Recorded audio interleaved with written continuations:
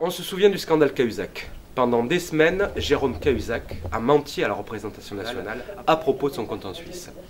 Un acte scandaleux et justement et unanimement condamné. Pourtant, récemment, un autre ministre a menti lui aussi à la représentation nationale.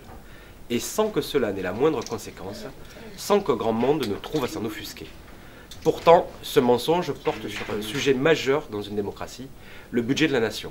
Michel Sapin, puisque c'est lui dont il s'agit, le ministre des Finances, a en effet reconnu, et qui plus est pour s'en féliciter, une mise en scène de la présentation du budget 2015. Pour être clair, les chiffres qui ont été présentés et fournis aux députés n'étaient pas les vrais.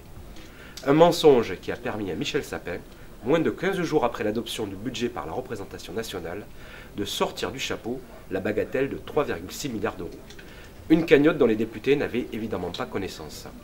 De l'argent dont ils n'auront pas non plus discuté l'utilisation et qui a été affecté d'office à la réduction du déficit afin d'obtenir le blanc-seing budgétaire de Bruxelles.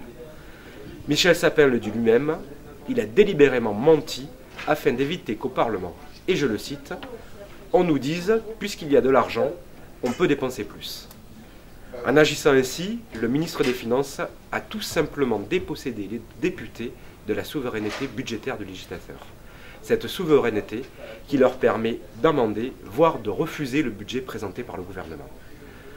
En piétinant ainsi la souveraineté nationale, Michel Sapin piétine la démocratie. Dans de nombreux pays, un tel mensonge aurait entraîné un scandale d'État et aurait posé la question d'une démission du ministre concerné. Pas de cela chez nous, ce qui prouve une fois de plus qu'il est vraiment temps de passer à autre chose qu'à la Ve République, et pour redonner le pouvoir au peuple.